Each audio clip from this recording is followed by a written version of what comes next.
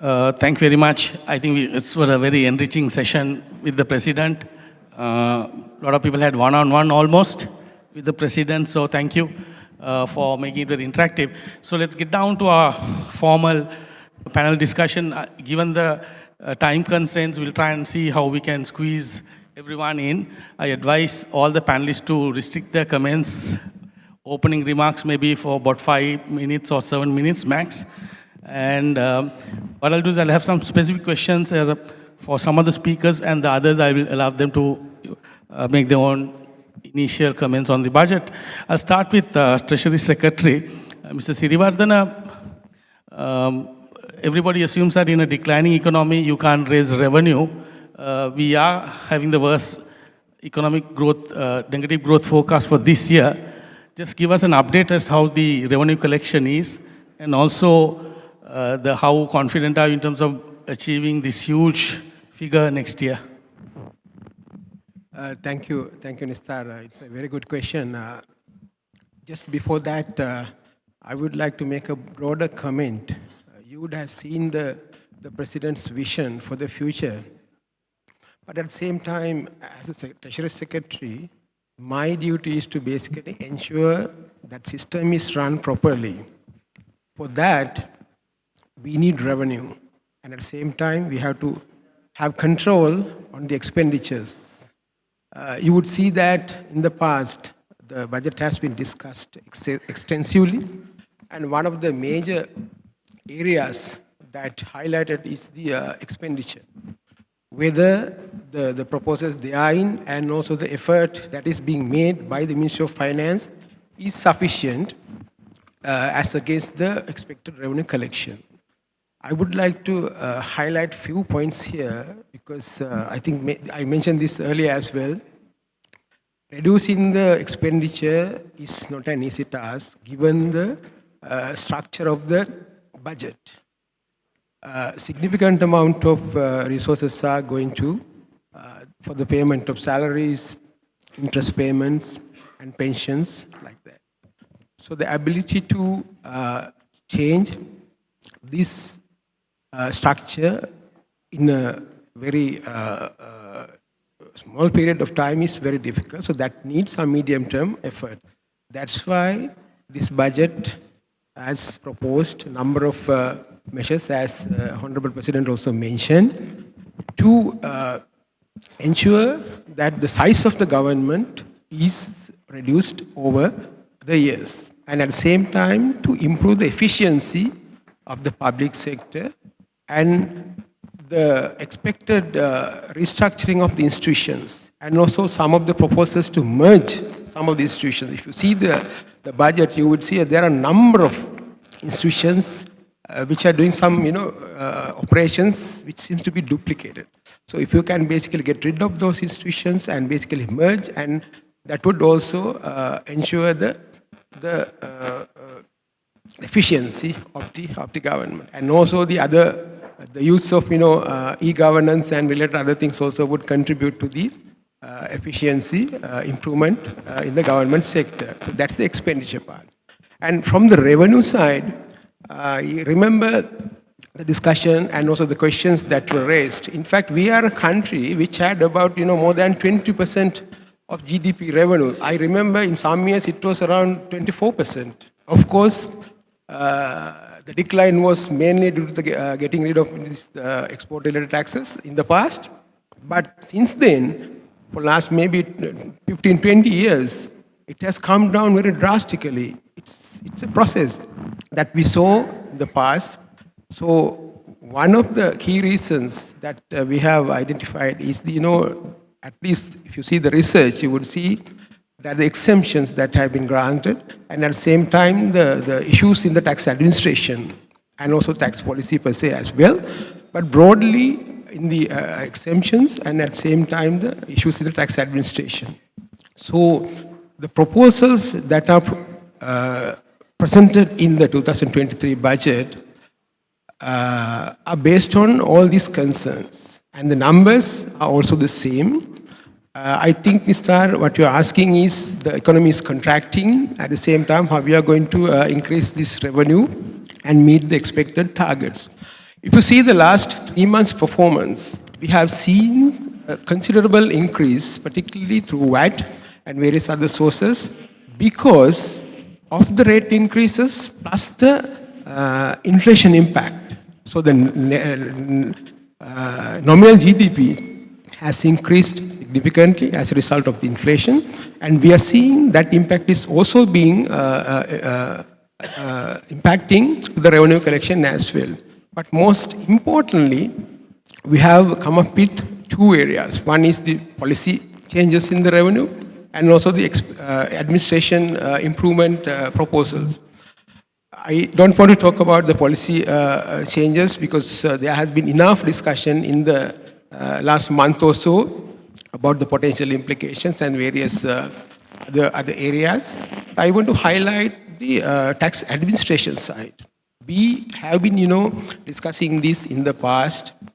Although we have a policy, we have not enough system to get the expected revenue. So the emphasis would be going forward, particularly starting from this year and next year and so on, to strengthen the tax administration. There you have seen the digitalization is going to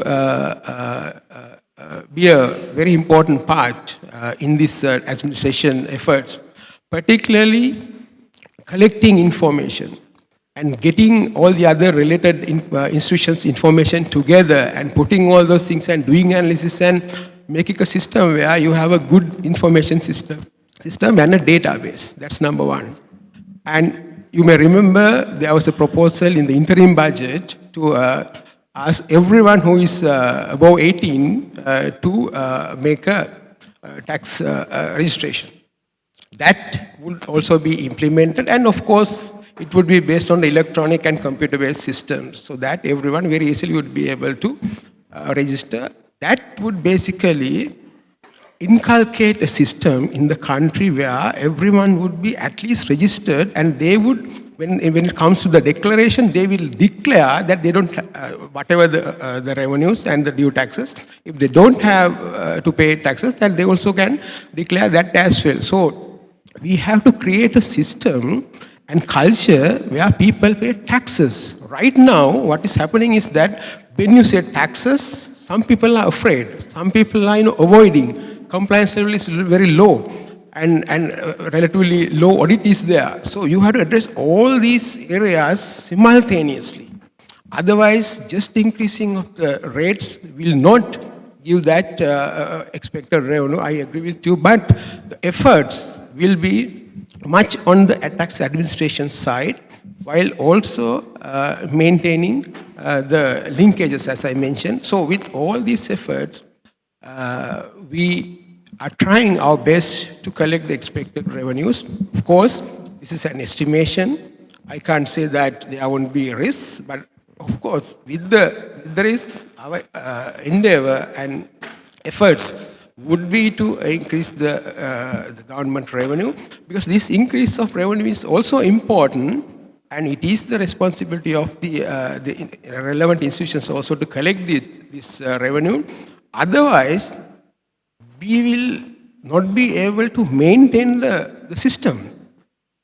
Right now also I am experiencing that very hard, very difficult situation in the treasury. But if you are not going to get this revenue, so that will very adversely affect in the future also, given the difficulties that we are facing right now.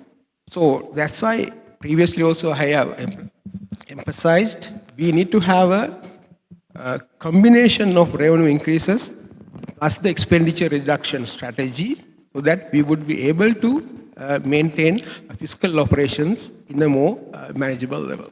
Thank you. Thank you very much, Mr. Sirivardhana. I'll move on to Governor Dr. Nandalal.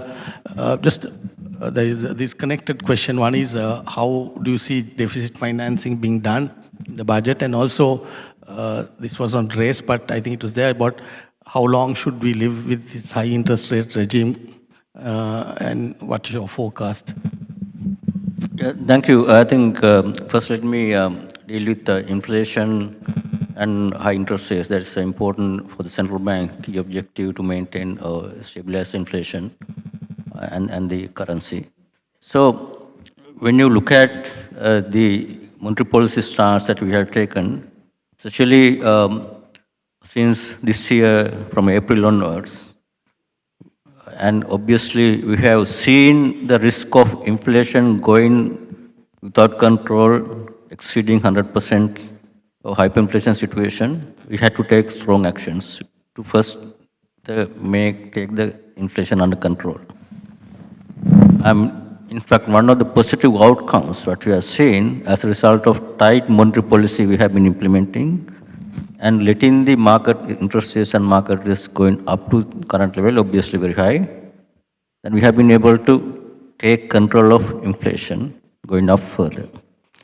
If you look at in our predictions, inflation already peaked last month, that is 70% year on year, close to 70% in terms of Colombo Consumer Price Index. Now that has come down to 66% last month.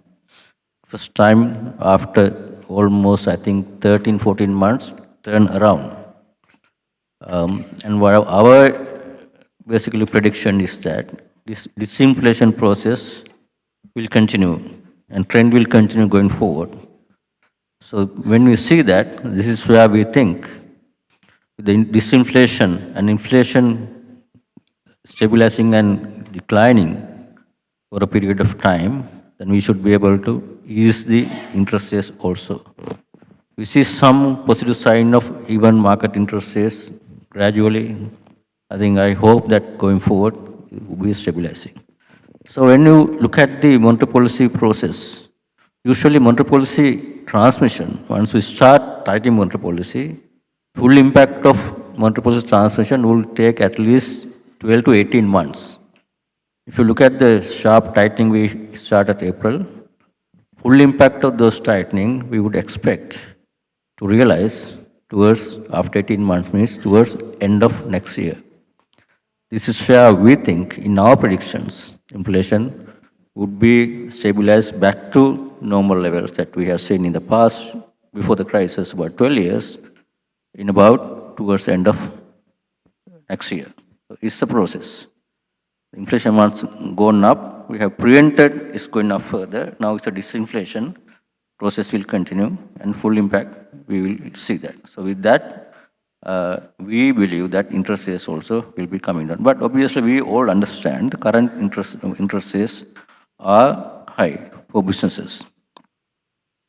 But we have to, this is a priority. If we don't curtail the inflation, and if inflation went out of control, doesn't matter what the interest rate is, no one can do the business. The cost of production would be going up with inflation. If the cost of production is not controlled, even exporters or anyone else wouldn't be able to do business properly. That is the key first one. And also impact on the poor and vulnerable. Their real incomes, income on fixed income earners, pensioners, also would be severe if won't bring the inflation under control. Second one, I think important question that is deficit financing. I see a lot of debate and theories going around about the deficit financing and printing money without having a proper understanding of these two. Let me just clarify that part also. The deficit financing in terms of central bank purchasing treasury bills directly in the auctions is the stock of treasury bills that central bank has been built up for a period of time that has been obviously started in 2020, 2021, continue in 2022, that when the government lost revenues and government continued to service external debt with resource decline to zero, then central bank had continued to finance the government deficit because they didn't have external financing, they didn't have the revenue. This is the only way government survived and been able to service even external debt by printing money, and as a result lost our resource to zero. So that was the regime we had. Now, we still, when we took over, The key change is that once that has happened, we can't all of a sudden stop deficit financing because government revenue measures is only coming in now, implementing. Since then, because government did not have any external financing, and it is due to the change of the governor or administration, you can't stop this immediately. Then government would not be able to even pay the pension salaries, all these things, because it's not something like switching into this deficit financing. That is one thing I want to clear. But what we did basically, by tightening monetary policy, this deficit financing in terms of central bank purchasing treasury bills have been negated through not allowing that to have an inflationary impact in terms of monetary expansion. This is the difference. If you look at 2020, 2021, and 2022, 3 years, as a result of deficit financing, central bank allowed the huge circulation of currency and deposits within the system. So let me give you, because I want to make it very clear here, the numbers, because there are a lot of debate. I saw yesterday in the parliament, one of the members basically, mentioning names of the previous governor and my name, saying that I have been printing same amount of, or even high amount of money after I came in. I think I need to respond to that. Without putting that, I can give you some numbers. What he mentioned, the treasury bill holdings is cut right. Number of amount that financed the budget deficit that year, this year, during my regime, during previous regime, right. But look at its impact in terms of the central bank expansion of central bank base money, what we call money circulation. For in 2020, reserve money expanded by 31 billion. That was during the Professor Lakshman regime, mostly. And 2021, between those other two governors, reserve money expanded by 341 billion, 2021. But as a result of mainly the tight monetary policy we had during this period, since April, reserve money expanded, base money expanded only by 47 billion.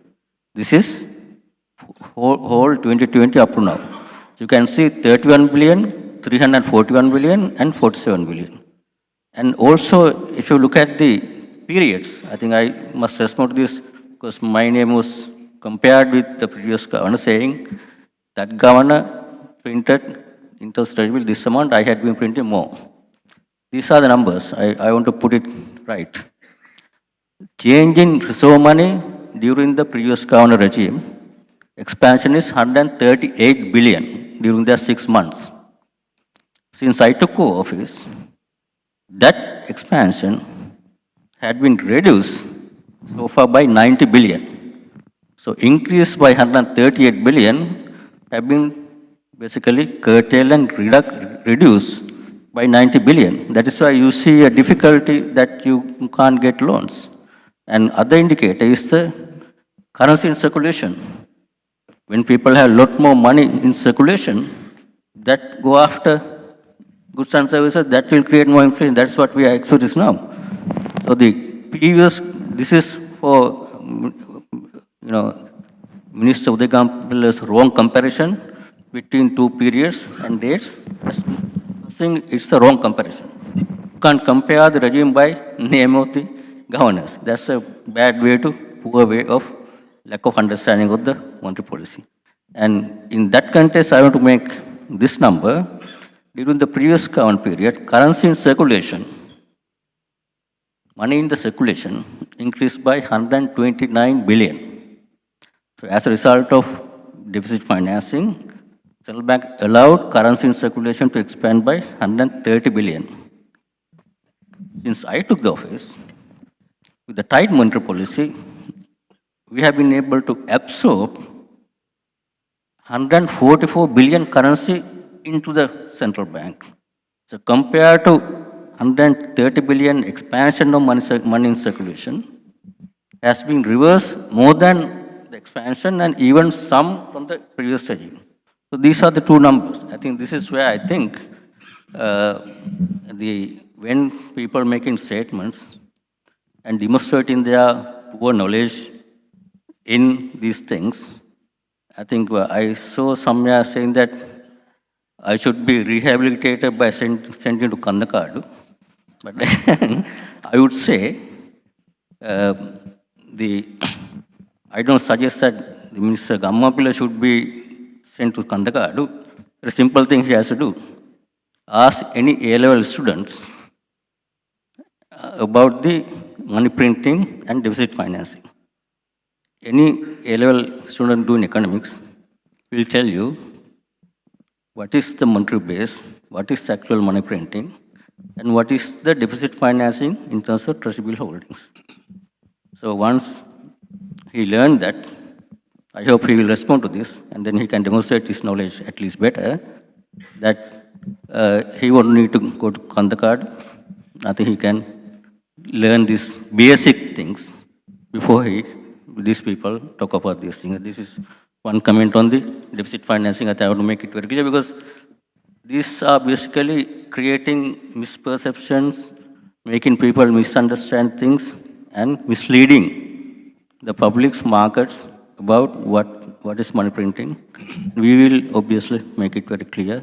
I think this is better not for him to understand, at least people like you as educated people who has the ability to understand the basic things will understand. Thank you.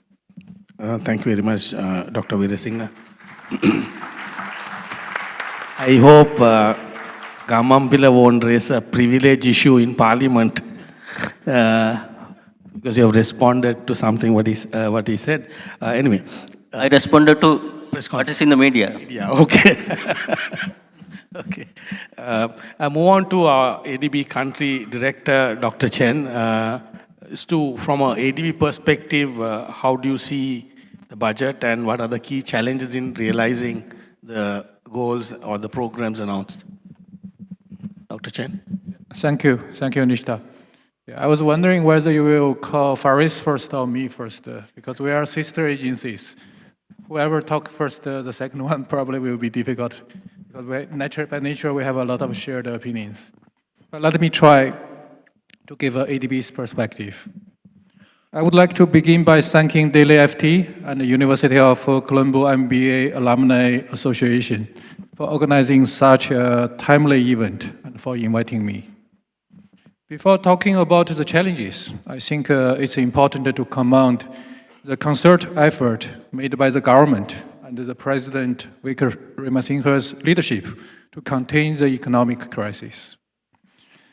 Budget 2023 is one critical piece of the policy framework that the country needs to restore stability and lay foundations for a sustainable and inclusive recovery. It's not a standalone document. It continues the path laid out by the interim budget 2022.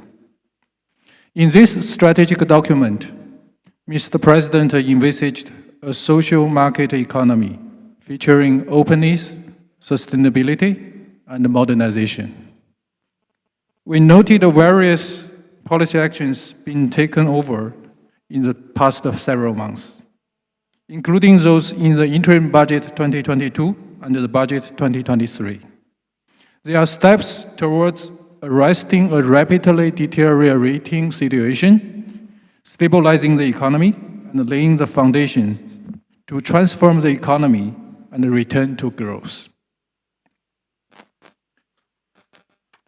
In other words, 4 R's: building resilience, implementing reforms, accelerating recovery, and managing risks.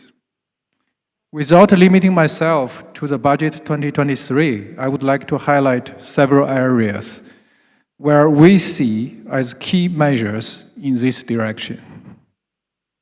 First and foremost are the measures to stabilize the economy, including reforming the social protection systems and strengthening the financial sector. These measures would contribute to the resilience of the whole system and lower the risk level.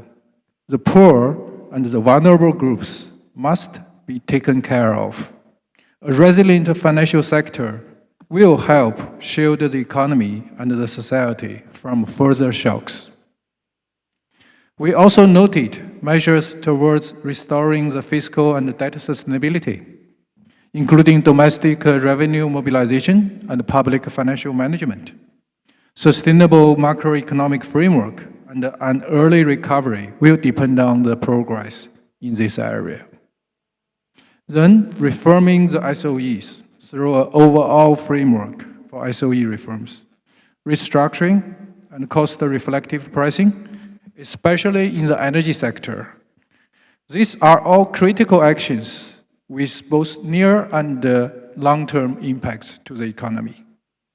We are also glad to note that addressing climate change is not missed in the action plan. The ambition of creating an international university of climate change is very encouraging. Among others, the commitments and measures of opening the economy are particularly impressive to me. Sri Lanka's participation in the regional and global value chain will play an important role in speeding up the recovery process. Of course, to address every cause of a crisis of this portion, more needs to be done, whether it's on the central bank independency, good governance, and anti-corruption, as well as many other areas. So what are the key challenges in realizing the targets? I would like to highlight 3. First is on building the broader consensus. The public will need to be provided timely and adequate information to understand the reforms so that they can support. This kind of buy-in will be critical for the government to continue the reform agenda. Eventually, a common understanding from different stakeholders will be extremely helpful to sustain the reform efforts. And I think today's event is actually one of the good efforts. Second is on the implementation. The deep reforms are needed, and the path to reforms will not be easy. Well, we understand that specifics are being developed. Urgency of these measures should be recognized. Success of a comprehensive and deep reform program will depend on the quality and the efficiency of implementation to achieve time-bound targets. And finally, the inclusiveness. Social protection was my first observation in the policy actions, but now I would like to call it a challenge. Social safety nets to protect those who are affected by the crisis and the reforms will be critical. Although perfect solutions are not to be looked for in an imperfect world, the current system still needs a lot of improvement to be fair, efficient, and transparent, and to be trusted by the public. I would like to share that ADB is working closely with President Office, Ministry of Finance, Central Bank, and many land ministries, as well as the private sector and the civil society. We are also coordinating with the World Bank, IMF, UN, and other development partners.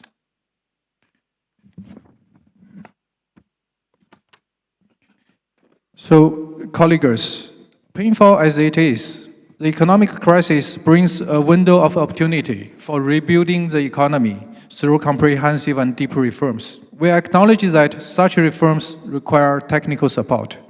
I can speak only for ADB, but I would like to note the development partner community is keen to support the government in responding to the challenges. Colleagues, the interim budget 2022, the conclusion of the state staff level agreement with IMF, the budget 2023 are all important milestones of Sri Lanka's path towards stabilization and recovery. It's important we give credit where it is due. But make no mistake, Sri Lanka is not out of the woods yet. This is only a beginning, and there is a long road ahead. Allow me to add that unwavering commitment to that path is critical. Thank you very much, Dr. Chen, for that comprehensive outline of challenges and also opportunities. Amount Faris, the World Bank Country Director for Sri Lanka and South Asia. I think Dr. Chen mentioned about one of the pillars that mentioned was about focus on social protection. I know World Bank is involved extensively in that, and I just want to know how would World Bank or what safeguards or what measures you all have put in terms of ensuring that this social protection really reaches the poor, the vulnerable, and how it will be done efficiently and in a very transparent way, and how it will help in overcoming the crisis, humanitarian crisis. Thank you very much. I hope you can all hear me. Let me start by again echoing what my colleague, friend Chen, mentioned in the sense of thanking you all, the organizers, for an excellent event and a very timely one. So really appreciate the opportunity to be here. I think this issue of social protection is absolutely important, of course, from the World Bank Group, as well as from, if I can speak on behalf of Chen, from the ADB and others. We're all committed, and many other development partners were very committed to supporting government of Sri Lanka. But this is fundamentally and ultimately a task for the government to undertake as it's part of its ambition reform agenda. I mean, the background to this, and you all know this, obviously, you're living here, that poverty this year is estimated to have doubled, and vulnerability also has increased significantly this year, which means that even a small additional negative income shock will make many more people fall into poverty than was the case before. So obviously, it goes without saying that in the absence of some effective measures, poverty is expected to further increase. So this is where social protection comes in. It's good to know that in the 2023 budget there was significant attention paid to this issue, and I think that's quite a welcome thing and a very important thing. The situation is that basically, owing to the multiple crises we have in Sri Lanka, poverty and vulnerability increased and can further, unfortunately, deteriorate in months to come if we don't get a resolution of issues and if there are price adjustments. So it's critically important to ensure adequate budget and effective support to the most in need, because that'll be critical during these difficult times. I'm wondering if... I'm sorry, I'm just waiting. Okay, now it's better. So what... Maybe I should get another... Testing. Yeah, I think it's the microphone. So, we talked about the situation. Now, what are the priorities? And as I said, I think reflection of the safety net social protection mechanism in the budget is really important. And as well as, the announcement of sort of moving forward with social registry, which is going to be very, very important for effectiveness. The initiative for having automatic payments of social protection payments is also a very welcome initiative. I think, so these would be the priorities as we move forward. Of course, making sure it's adequately funded. I know that's easier said than done.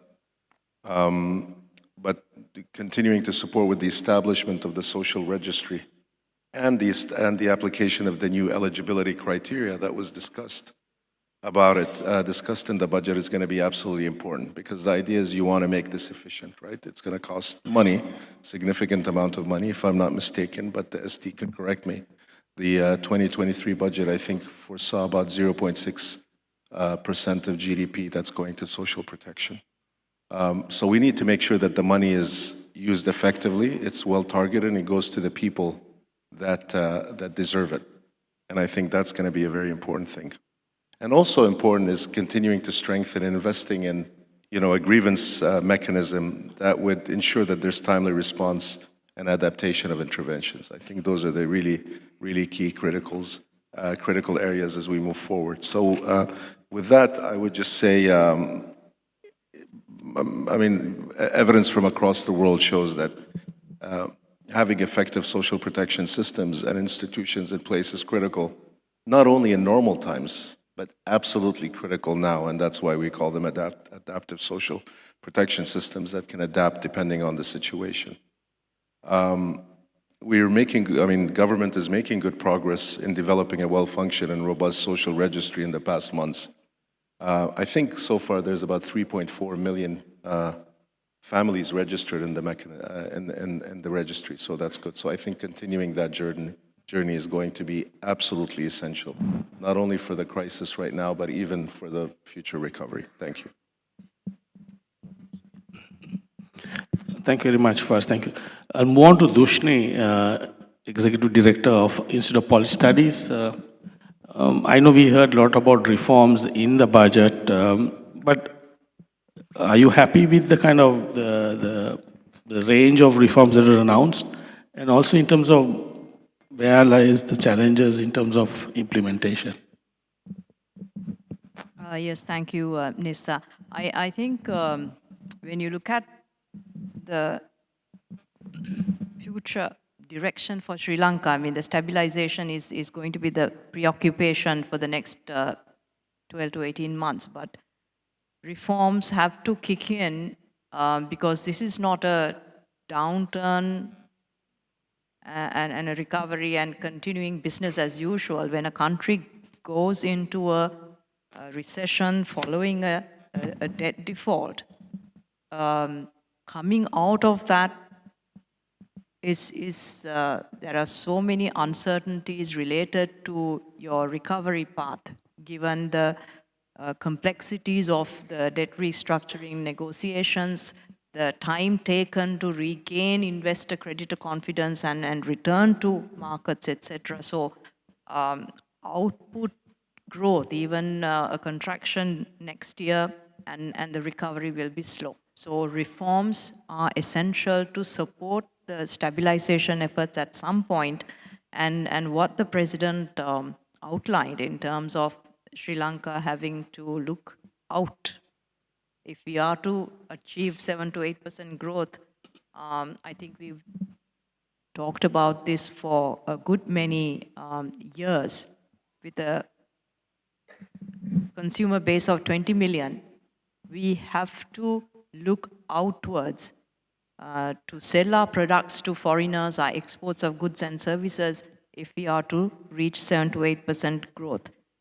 Now, some of the reforms that the budget, I mean, these are, I think, the initial indicators of the direction of economic policy. Lots more have to come in, the details have to get worked out. But some of the, what's been highlighted in the budget, the state-owned enterprise reforms, public sector reforms, labor market reforms,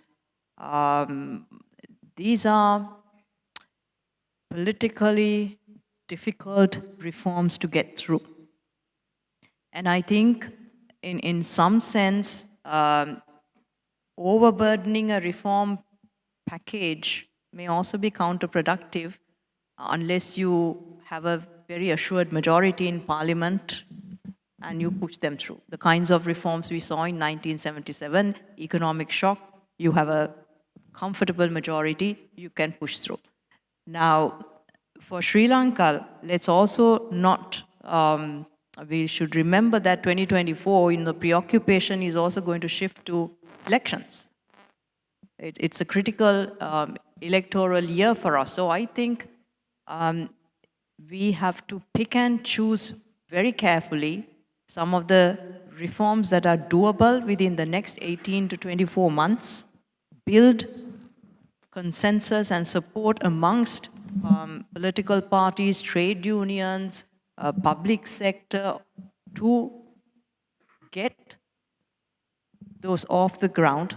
And I think there is generally an appetite right now for reforms because general acceptance that, you know, Sri Lanka has dug itself into a pit and now we need to somehow get ourselves out of it. So I think critical reforms that will raise our productivity and competitiveness are pretty much some of what's been mentioned in the budget, and we should spend the next 12 months working out the details so that come November 2023, when the next budget cycle gets kicked off, there is actually something to report, because credibility of budget pronouncements is also pretty low. And we need to build on and regain confidence in the budgetary process to say, well, these are not just announcements, but policy proposals that are intended to be carried through. So to me, I think the proposals are moving in the right direction. Now we simply must get down to the nitty-gritty of it and work through and bring in all the other related reforms in a phased manner, but not overcrowd the agenda right now, because our implementation capacity is weak. We have not done any major reforms since the early 1990s. So instead of being too ambitious, pick 2-3 areas, and I think labor market reforms, public sector reforms, state-owned enterprises reforms, if we can get going on those, then in 18 to 24 months down the line, we can bring the other things in. Excellent. Thank you. Thank you very much, Dushni.